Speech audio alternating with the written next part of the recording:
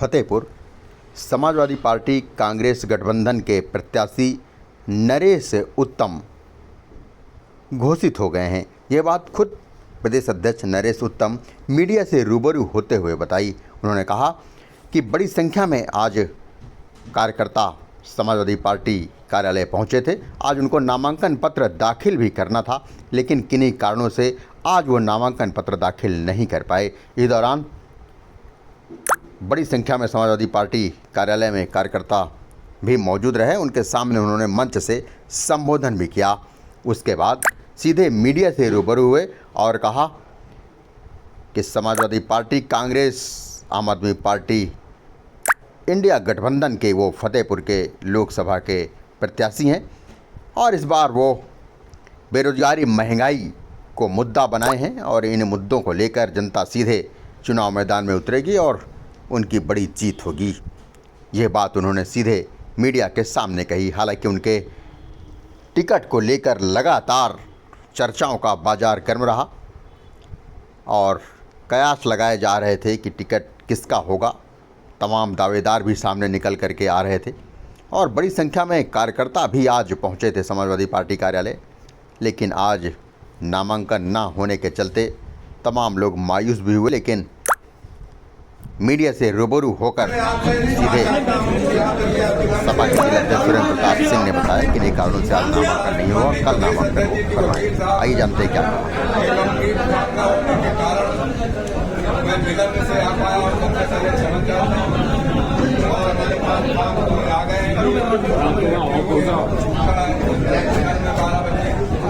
माननीय प्रदेश अध्यक्ष जी का नामांकन कराऊंगा और आप सब लोगों को बहुत बहुत धन्यवाद देता हूँ कि आप इतना इंतजार करने के बाद बात सुनी।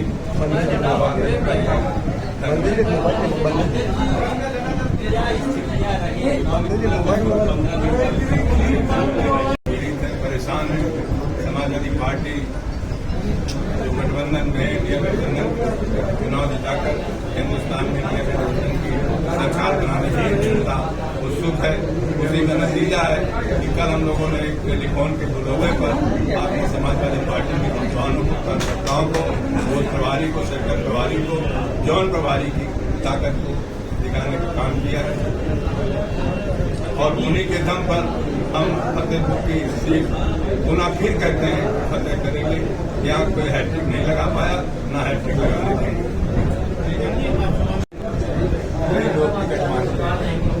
और लड़का एक समाजवादी सख्त विचारधारा और विचारधारा की लड़ाई है। एक एक नेता, एक एक कार्यकर्ता समाजवादी पार्टी के प्रत्याशी माननीय नरेश उत्तम के पक्ष में मतदान करके हिंदुस्तान की बड़ी पंचायत में, प्रदेश की पंचायत में दोनों सदन और सदन दोनों में बोल चुके हैं। हम लोगों की भी लालसा है कि हिंदुस्तान की सदन में जब हमारे जिले का कोई नेता बोले तो पूरा हिंदुस्तान का, पूरा वो देश, संसार के लोग देखें कि फतेहपुर का सांसद बोलना। क्योंकि अभी तक ऐसी स्थिति रही है कि कई चुनाव से देख रहा हूँ कि फतेहपुर में कोई सांसद बोलने वाला नहीं दिखाई देता। इसलिए मैं सब लोगों को अपील करता हूँ कि ऐसा सांसद बना के दीजिए जो सदन में आपके बाद हमारे जनपद की लग सके।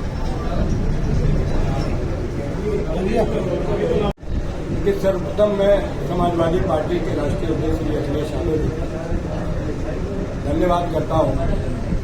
उन्होंने मुझे फतेहपुर संसदीय क्षेत्र का समाजवादी पार्टी का और इंडिया गठबंधन का निर्माण किया। कल भी मेरी आप कई पत्रकार भाइयों से बात हुई थी, जहाँ तो मेरी बात हुई कि आपका टिकट क्या था। मैंने कहा कि आप कंफर्मेशन तो दाखिल होने के बाद और कल हो जाए बात मुझे बात हुई। और आज माननीय राष्ट्रीय अध्यक्ष का मेरी कार्यपत्र में जिलाध्यक्ष और माननीय जिलाध्यक्ष गए राष्ट्रीय अध्यक्ष से बात उन्होंने कहा मेरा प्रदेश अध्यक्ष और ये सूचना मुझको करीब 4-5 दिन पहले से आपको क्योंकि मैं प्रदेश का पदाधिकारी हूँ और सभी लोकसभाओं में दौरा भी करता हूँ, कार्यक्रम का थे, मैंने वकील साहब को कल 12 बजे किया। उसके बाद निकला यहाँ 2-3 मौके हो गए, कई कार्यक्रम को वो कंप्लीट वकील साहब जो उनके पास का हो गया हम कंप्लीट। आपकी सीट से चुनाव लड़ने की ये सीट हार्ड फेवरेट हो गई है, आपके प्रदेश अध्यक्ष हैं, आपकी बड़ी प्रोफाइल है। हम किसी को विरोधी नहीं मानते, ये लोकतंत्र है। लोकतंत्र में एक पक्ष होता है, एक विपक्ष होता है, कोई विरोधी नहीं होता। वैचारिक मतभेद होता है, सोच में अलग अलग सोच होता है। बतौर प्रत्याशी क्या प्राथमिकताएं हैं जनपद की? बतौर प्रत्याशी कल मैं प्राथमिकताएं आपके समझ सकता हूँ कि अभी तो मैं कायस्ता का जो मैं भी भाग नहीं पाया और कल मुझे पार्टी कर दूंगा। आपका इस तरह से नाता है तो आप प्रदेश सरकार में की बात नहीं है। चुनाव समाजवादी पार्टी मूवमेंट के आंदोलन है। समाजवादी पार्टी चुनाव को भी आंदोलन के रूप में इस देश में बढ़ती हुई बेरोजगारी सबसे बड़ी समस्या है, बढ़ती हुई बेरोजगारी।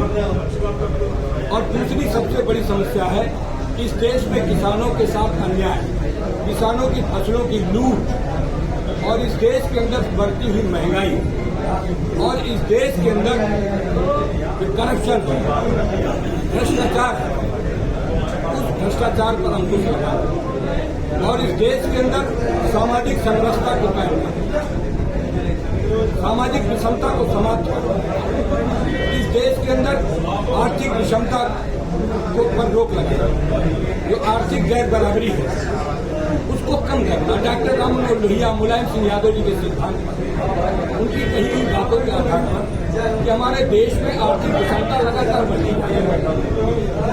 आर्थिक विषमता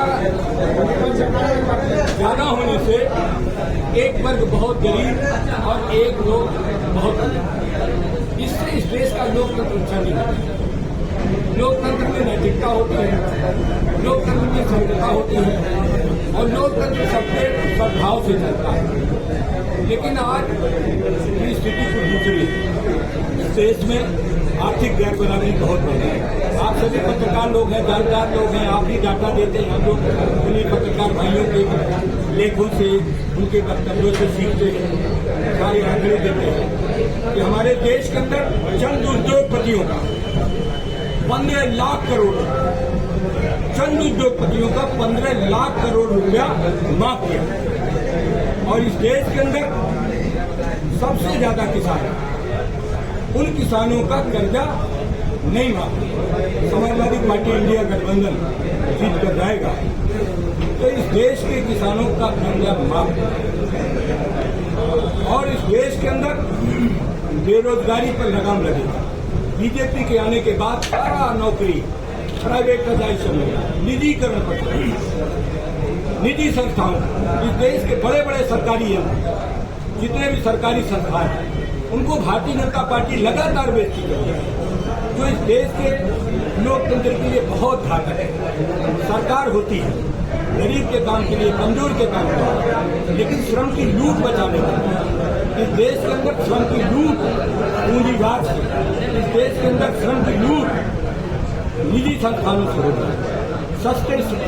सस्ता श्रम, पूंजीपति लोग श्रमिक का जो शोषण करते हैं, इस शोषण से सरकार उसको बचाती है।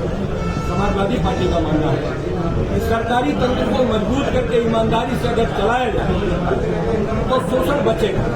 इसी बात को डॉक्टर जयप्रकाश नारायण, आचार्य नरेंद्र, महात्मा गांधी, सुभाष चंद्र बोस, भगत सिंह, ये सब लोग जिन लोगों ने अपने प्राण न्यौछावर किए देश को आजादी मिली, उनका यही सपना था सद्भाव और सबको समान अवसर का लाभ मिले। विशेष अवसर का लाभ समाजवादी पार्टी डॉक्टर राम मनोहर लोहिया के विचार, एक विशेष अवसर का भी सिद्धांत, विशेष अवसर के सिद्धांत पर भारतीय जनता पार्टी कैसे कुछ करती हुई अवसर के सिद्धांत पर डॉक्टर राम मनोहर लोहिया ने, बाबा साहब अम्बेडकर ने हमारे संविधान दिया। लेकिन आज आरक्षण जो शेड्यूल कास्ट का या ओबीसी का चाहे वो शेड्यूल ट्राइब का, उस आरक्षण पर भारतीय जनता पार्टी पूरी तरीके से डाका डाला है।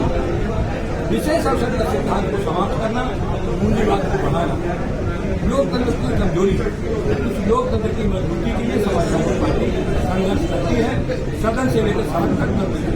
पार्लियामेंट के अंदर से लेकर प्रदेश के दोनों सदनों में जब बहस होती है, पत्रकार भाई निकालते हैं, समीक्षा पत्रकार ही होते हैं, इस देश के राजनीतिक लोग करते हैं, इस देश के अर्थशास्त्री करते हैं, तो वो बीजेपी का कथन झूठा साबित होता है। ये मैं नहीं करता, पूरे देश के जितने भी जर्नलिस्ट हैं, अच्छे पत्रकार हैं, जानकार पत्रकार हैं, वो बात बताते हैं कि बीजेपी झूठ बोलने वाली गलत है। कल डिप्टी सीएम आए थे, उनका एक बयान था, उन्होंने कहा कि उल्टा चोर कोतवाल को डांटा है।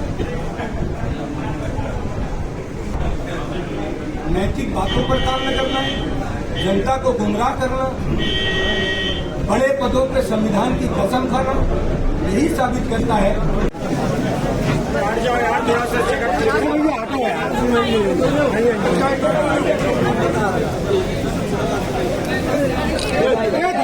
मत करो भाई, घूस घूस के फोटो खींचोगे।